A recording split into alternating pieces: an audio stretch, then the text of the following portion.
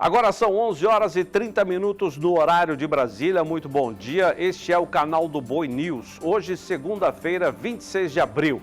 Também estamos ao vivo pelo Facebook e pelo site sba1.com.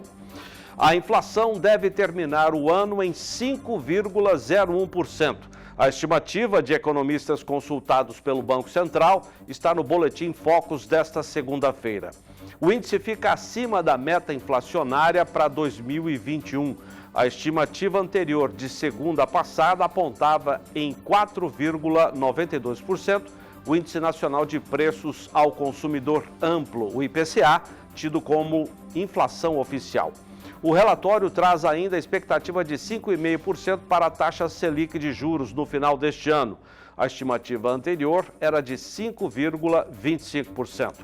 A projeção de crescimento da economia aumentou de 3,04% para 3,09%. Os economistas projetam para até o fim do ano a cotação do dólar em R$ 5,40, a mesma da semana passada. E o governo encaminhou ao Congresso pedido de crédito suplementar ao orçamento e, com isso, ter mais recursos disponíveis para o Plano Safra.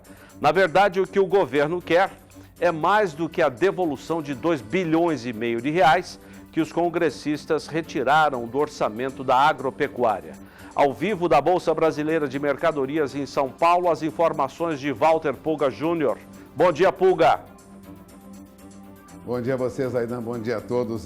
Nesse projeto enviado na sexta-feira, o governo federal pede R$3,560 bilhões para subvencionar o setor agropecuário. Bem mais do que esses R$2,5 bilhões que os deputados e senadores tiraram na aprovação do Congresso agora em março, né? Mas entre as recomposições, o governo destina aí R$1 bilhão a mais para a chamada equalização de juros nos financiamentos de investimento no Plano Safra. O objetivo é que boa parte desses recursos sejam mesmo utilizados no Plano Safra. São recursos que se esgotaram, como se sabe, muito mais cedo, né, devido a uma forte demanda aí dos produtores, né? Bom, mas o seguro rural sofre um pouco, viu, Zaidan? Por outro lado, o governo não solicitou a reposição dos R$85 milhões cortados do programa de subvenção ao prêmio do seguro rural, né? Inicialmente, a ministra Tereza Cristina projetou R$1,3 bilhões. Foi enviado ao Congresso um projeto orçamentário de R$1,060 bilhões. Caiu agora, caiu para R$976 milhões. Mesmo assim, ainda um número superior ao do ano passado, que foi de pouco mais de R$880 milhões. Mas o projeto abre crédito suplementar no total de mais de 19 bilhões e ainda precisa ser aprovada por deputados e senadores para que os recursos de fato fiquem à disposição do governo. Agora, eu gostaria de lembrar, Zaidan, que a pesquisa pública deflagrada pelo Banco Central, exigindo agora normas mais rígidas para os bancos financiarem o agronegócio. Eles querem que o monitoramento de risco climático seja mais acentuado. E mais do que isso, exigem que os bancos explicitamente verifiquem sobre assédio, discriminação racial nas propriedades rurais, trabalho infantil, desmatamento ilegal, ou seja, há uma proposta do Banco Central para que sejam cuidadosamente analisados todos os riscos envolvendo ao financiamento para o produtor rural. Produtor, de olho na informação, a legislação vai mudar e os bancos ficarão mais exigentes se atenderem esse pedido do Banco Central. É com você, Zaidan. Obrigado, Pulga. Já estão disponíveis no Diário Oficial da União de hoje as portarias com zoneamento agrícola de risco climático para o cultivo de arroz de sequeiro no Distrito Federal e nos seguintes estados: Goiás, Mato Grosso do Sul, Bahia, Maranhão, Piauí, Acre, Pará, Rondônia, Roraima, Tocantins, Espírito Santo, Minas Gerais, São Paulo e Paraná. E para o cultivo de arroz irrigado em São Paulo, no Rio Grande do Sul e em Santa Catarina. Pelo zoneamento, o plantio do arroz pode ser feito em todas as regiões do Brasil, em variadas condições climáticas. Confira agora a previsão do tempo para todo o Brasil com Renata Ferreira. Bom dia, Renata.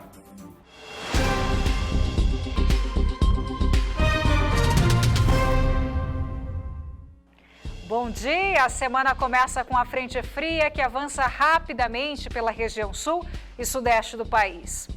Apesar da chuva que atingiu Mato Grosso e Mato Grosso do Sul, a previsão não é animadora aí para os próximos dias. Os produtores de milho segundo a safra continuam com uma longa estiagem que deve permanecer durante o mês de maio.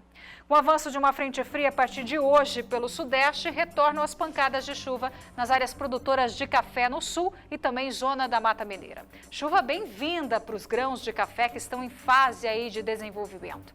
Ainda assim, os acumulados previstos não são elevados. No Nordeste, o contrário. A chuva diminui no interior da região, entre o sul do Piauí, oeste de Pernambuco e a Bahia, sem previsão de chuva. Já entre Recife e Salvador, pancadas de chuva mais frequentes, favorecendo o desenvolvimento das culturas no Cealba. Os produtores da região norte do país devem ficar em alerta. Nesta semana, a zona de convergência intertropical levará fortes temporais no norte da região. Roraima, norte do Amazonas, do Pará e todo o Amapá estão na rota de fortes temporais com acumulados de chuva que podem passar dos 100 milímetros em alguns pontos. Atenção redobrada também para transbordamento de rios. O frio aumenta durante a manhã nesta semana em Vacaria, no Rio Grande do Sul, mas culturas de inverno se adaptam bem a esses termômetros mais baixos. E mesmo assim, não há previsão de geada na maior parte da região, pois as temperaturas mínimas ficam entre 5 e 7 graus. É isso, essa foi a previsão de hoje. Daqui a pouco eu volto com mais detalhes da previsão do tempo. É com você.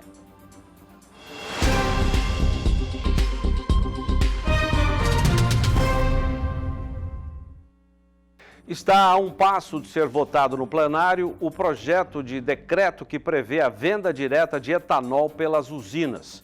A proposta já recebeu parecer favorável na comissão da Câmara e já tem aprovação no Senado. Informações ao vivo com Berenice Leite. Bom dia, Berenice. Bom dia, Zaidan. Aqui em Brasília, após ficar parado por mais de um ano na Câmara dos Deputados, o projeto que pode liberar a venda de combustíveis, mais precisamente a venda de etanol, diretamente das distribuidoras para os postos de combustíveis. Recebeu, então, parecer favorável do deputado Silvio Costa Filho, ele que foi escolhido há menos de um mês para ser o relator desse projeto. O projeto que, na verdade, é um decreto apresentado pelo senador Otto Alencar e já foi aprovado em regime de urgência no ano de 2018.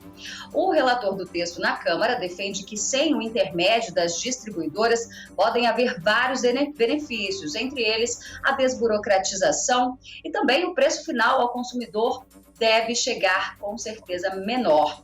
De fato, possa ser aí uma alternativa, para competir com o preço da gasolina que anda tão alto. Após então esse parecer favorável na Comissão de Constituição e Justiça e de Cidadania, ele segue agora para a votação no plenário e lembrando que por ser um projeto de decreto não precisa da sanção presidencial. Zaidan? Obrigado, Berenice. A Conab realiza nova contratação de frete para remover 2.100 toneladas de milho de Sorriso e Gaúcha do Norte em Mato Grosso. Valdir Pacheco. Zaidan, com o objetivo de remover mais de 2.000 toneladas de milho para o abastecimento de pequenos criadores de animais que são atendidos pelo ProVB, Programa de Vendas em Balcão, a Conab, Companhia Nacional de Abastecimento, realizará uma nova operação de contratação de frete de milho. Nesta semana, dia 27, portanto, amanhã, terça-feira, o cereal encontra-se nas unidades armazenadoras nos municípios de Sorriso e Gaúcha do Norte, em Mato Grosso. Os grãos serão enviados para os municípios de Russas, no Ceará, Montes Claros, em Minas Gerais, e Ananindeua, no estado do Pará. Para participarem, as empresas transportadoras que tiverem interesse devem estar incluídas no SICAF, Sistema de Cadastramento Unificado de Fornecedores, e no SICAM, Sistema de Cadastro Nacional de Produtores Rurais da Conab, além da comprovação de sua atividade econômica principal ser compatível com o serviço a ser realizado. Para mais informações, o interessado deve conferir os detalhes e normativas de operação no aviso de frete número 30/2021, informa a assessoria da Conab. Zaidan. Obrigado, Pacheco. Cuiabá conta a partir de hoje com um grande centro de logística refrigerado. A obra de 30 milhões de reais foi edificada em área de cerca de 5 mil metros quadrados e capacidade inicial para 50 mil metros cúbicos de armazenagem para atender o agronegócio local. A inauguração pela internet foi realizada agora há pouco na capital de Mato Grosso. O diferencial da obra é a refrigeração das instalações, que possibilitará, segundo uma das empresas já instaladas, eficiência energética e redução de impacto ambiental.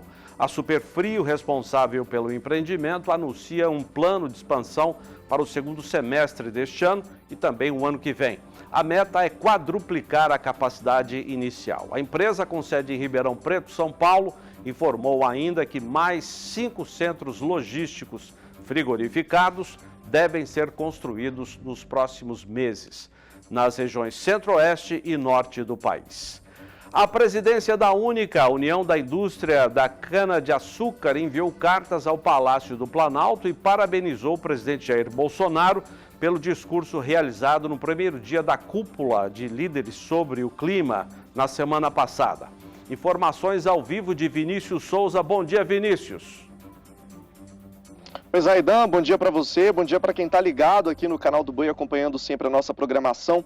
Zaidan, é isso mesmo. Inclusive, o Bolsonaro disse na fala dele que o etanol é uma das alternativas aí para o biocombustível, uma alternativa bastante viável. Disse isso para todos os países que estavam participando. E além dessa fala, ele também salientou aí o compromisso do Brasil em zerar o desmatamento até 2030 e zerar as emissões de gases do efeito estufa até 2050. Isso 10 anos, então, antes daquilo que havia sido previsto. Para o presidente da Única, né, ele disse o seguinte, que o posicionamento do governo brasileiro reforça a penetração da indústria brasileira no mercado mundial de etanol e garante preservação do meio ambiente, um fator que bastante gente vem batendo na tecla, falando sobre isso. E lá fora, o discurso do presidente soou bastante positivo aí durante a participação dele na cúpula. Zaidan, volto com você. Vinícius. Entidades do Rio Grande do Sul fizeram um acordo histórico sobre o Fundo de Investimento na Cadeia Produtiva do Leite, o Fundoleite. Viviane Lara. A Secretaria de Agricultura do Rio Grande do Sul e entidades ligadas ao setor leiteiro entraram em um consenso sobre o Fundo de Desenvolvimento da Cadeia Produtiva do Leite. Há mais de 5 anos não havia definição sobre política pública do setor. Como a questão estava pendente, os recursos, cerca de 4 milhões de reais anuais, estavam sendo depositados em juízo. A proposta, que foi apresentada na última quinta-feira ao governador do estado, já foi aprovada por todas as entidades de produtores rurais, da indústria e das cooperativas de laticínios, que chegaram a um acordo considerado histórico. O entendimento determina que 70% dos recursos sejam encaminhados à assistência técnica dos produtores de leite, 20% para projetos relativos ao desenvolvimento e apoio à cadeia produtiva do leite e 10% destinado ao custeio administrativo de entidade representativa do setor. O decreto de atualização da Lei 14.379 está em fase de redação final pela Casa Civil e pela Secretaria da Fazenda. A expectativa é que o decreto seja divulgado nos próximos dias. Cresce no Brasil o uso de tecnologias agrícolas que reduzem as emissões de gases de efeito estufa. Mauro Andrade. Em 2009, o Brasil participou da 15ª Conferência Internacional das Partes, na Dinamarca, e se comprometeu em reduzir as emissões de gases de efeito estufa na agropecuária brasileira, que contribuem para o aquecimento do planeta.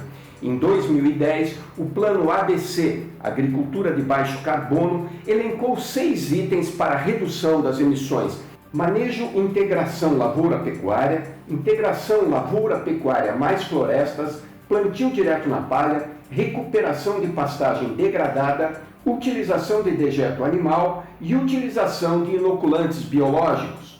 Analisando os resultados no período de 2010 a 2020, os técnicos do IDF Paraná concluíram que o Brasil atingiu as metas, com exceção da recuperação de pastagens degradadas e tratamento de dejetos. Os demais itens, o Brasil não só atingiu as metas, como as ultrapassou, demonstrando que o agro brasileiro está adotando tecnologias mais conservacionistas e que preservam o meio ambiente.